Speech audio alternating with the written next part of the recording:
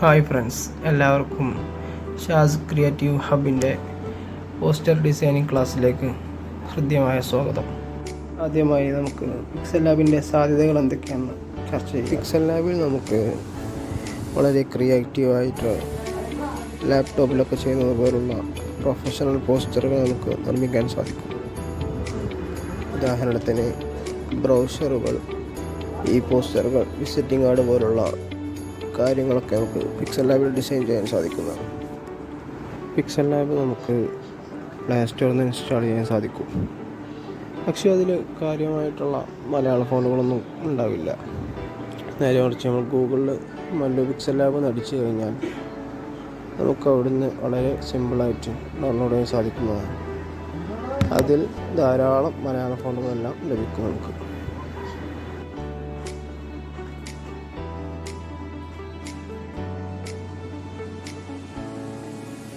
രണ്ടാമതായി നാം ഇൻസ്റ്റാൾ ചെയ്യേണ്ടത് ഒന്ന് കോഡ് FM എന്ന ആപ്ലിക്കേഷനും രണ്ടാമത് പിൻട്രസ്റ്റ് എന്ന ആപ്ലിക്കേഷനുമാണ്.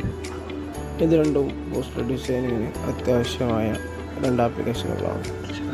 നമ്മൾ ആദ്യമായി പിക്സൽ ലാബ് തുറന്നു കഴിഞ്ഞാൽ ഇങ്ങനൊരു ഓപ്ഷനാണ് നമുക്ക് കാണാൻ സാധിക്കുക. ഇതിൽ താഴെ വരിയിലുള്ള ഈ ഐക്കൺ നോക്കി കഴിഞ്ഞാൽ ടെക്സ്റ്റ് ആഡ് ചെയ്യാൻ സാധിക്കും. ഇപ്പോൾ നോ ടെക്സ്റ്റ് എന്നുള്ളത് സ്ക്രീനിൽ ഒന്നല്ല. നമുക്ക് ഈ മേലെ കാണുന്ന പെൻസിൽ ഐക്കൺ എങ്ങനെയൊക്കെയാണ് നോക്കാം. പെൻസിൽ ഐക്കണിൽ ഫസ്റ്റ് കാണുന്ന ഈ പെൻസിൽ ഐക്കൺ ഒരു ടെക്സ്റ്റ് എഡിറ്റ് ചെയ്യാനുള്ള ഓപ്ഷനാണ്. ഞാനിവിടെ ഷാസ് എന്ന് കൊടുക്കുകയാണ്.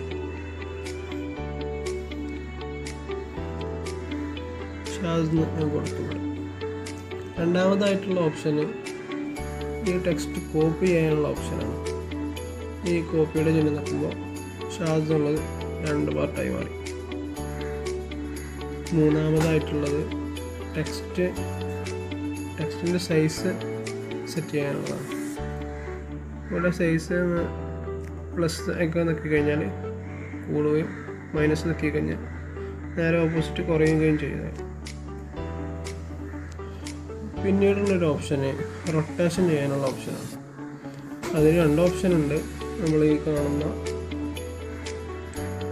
ഷാസ് എന്നതിൻ്റെ ഒരു കർവ് ഓപ്ഷൻ ഉണ്ടല്ലോ, അതിങ്ങനെ പിടിച്ച് കൈകൊണ്ട് തന്നെ ഇങ്ങനെ തിരിച്ചു കഴിഞ്ഞാൽ ഷാസ് എന്നുള്ളതല്ല, എല്ലാ ടെക്സ്റ്റും ഇങ്ങനെ തിരിക്കാൻ സാധിക്കും.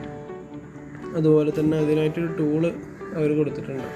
അടിയിൽ ഇങ്ങനെ പ്ലസ് ഒക്കെ നോക്കി കഴിഞ്ഞാൽ തിരികെയും മൈനസ് ഒക്കെ കഴിഞ്ഞാൽ അതിൻ്റെ ഓപ്പോസിറ്റ് തിരികെയും ചെയ്യും. പിന്നീട് കാണിക്കാനുള്ളത് സൈസ് സെറ്റ് ചെയ്യാനാണ്. നമ്മൾ ഈ ഷാസ് എന്നുള്ളത് എനിക്ക് പെട്ടെന്ന് ഈ സൈഡ് ഭാഗത്തേക്ക് അടുപ്പിക്കണം, അല്ലെങ്കിൽ അടിയിലേക്ക് അടുപ്പിക്കണമൊക്കെ തോന്നിക്കഴിഞ്ഞാൽ, അങ്ങനെ ഉള്ള വർക്കുകളൊക്കെ വന്നു കഴിഞ്ഞാൽ നമുക്ക് സിമ്പിളായിട്ട് അടുപ്പിക്കാൻ സാധിക്കും.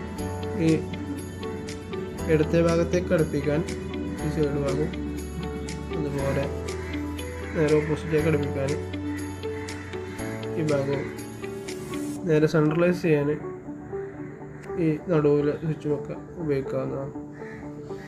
ബാക്കിയുള്ള സ്വിച്ചുകളൊക്കെ അതുപോലെ തന്നെ. പിന്നീട് കാണിക്കാനുള്ളത് കളർ ചെയ്യാനാണ്. ഒരു ടെക്സ്റ്റിന് കളർ ചെയ്യാനുള്ള ഓപ്ഷൻ. ഇവിടെ 2 ഓപ്ഷനാണുള്ളത്, കളർ, ഗ്രേഡിയൻറ്റ്. നമുക്ക് ടെക്സ്റ്റ് മൊത്തമായിട്ട് കളർ ചെയ്യാൻ സാധിക്കും. കാണിക്കുന്ന പോലെ Under the boughs where the shadows play, the wind hums songs at the break of day, whispering pines, secrets untold,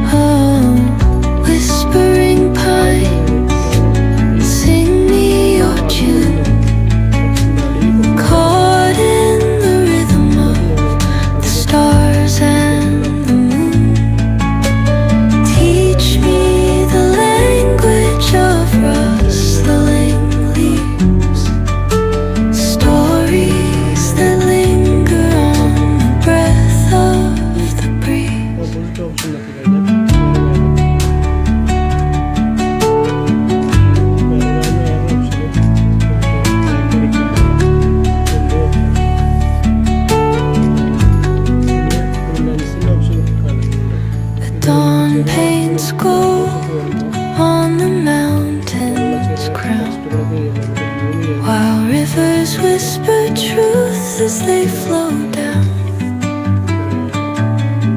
and their songs entwine with the trees that stand, ഇതിൻ്റെ option knotted in time by nature's hand. Each echoing step on the forest floor ഒരു magnet അവിടെ ഈ ശാഖ opens a world through an ancient door. The silence alive, yet brimming with sound. In the arms of solitude, I am found. Oh, whispering pines, sing me your tune. Caught in the rhythm, the stars and the moon. Teach me the language of rustling leaves, stories that linger on the breath of the breeze.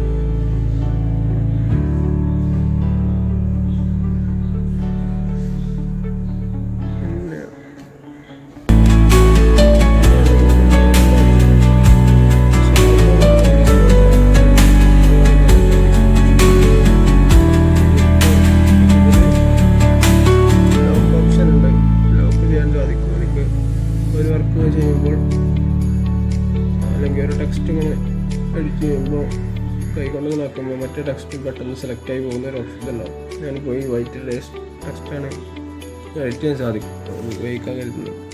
ഞാൻ നിൽക്കുമ്പോൾ സ്വാഭാവികമായിട്ടും ഈ ഷാസ് മേലെയുള്ള ഈ red ടെക്സ്റ്റിലേക്ക് പോകാൻ സാധ്യതയുണ്ട്.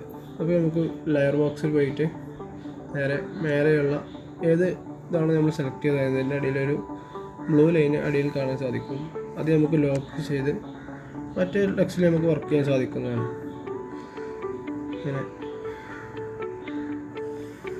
നമുക്ക് work ചെയ്യാൻ സാധിക്കും. അപ്പോൾ മേലെയുള്ള ലോക്ക് ചെയ്ത ടെക്സ്റ്റ് ഒന്നും ആവില്ല. പിന്നീട് പറയാനുള്ളത്, നമ്മൾ ടെക്സ്റ്റ് എടുക്കുമ്പോൾ എപ്പോഴും ഇങ്ങനൊരു ഓപ്ഷൻ നമുക്ക് കാണാം. ഇതിന് ഈ സൈഡ് ഭാഗത്ത് വലിച്ചു കഴിഞ്ഞാൽ ടെക്സ്റ്റ് വലുതാക്കാനും മേലോട്ട് ആക്കി കഴിഞ്ഞാൽ ടെക്സ്റ്റ് ചെറുതാക്കാനും സാധിക്കും. അതുപോലെ ഈ സൈഡിലുള്ള ഐക്കൺ ഇങ്ങനെ ആക്കി കഴിഞ്ഞാൽ ടെക്സ്റ്റ് താഴോട്ട് പോകുന്ന രൂപത്തിൽ നമുക്ക് ആക്കാൻ സാധിക്കുന്നതാണ്.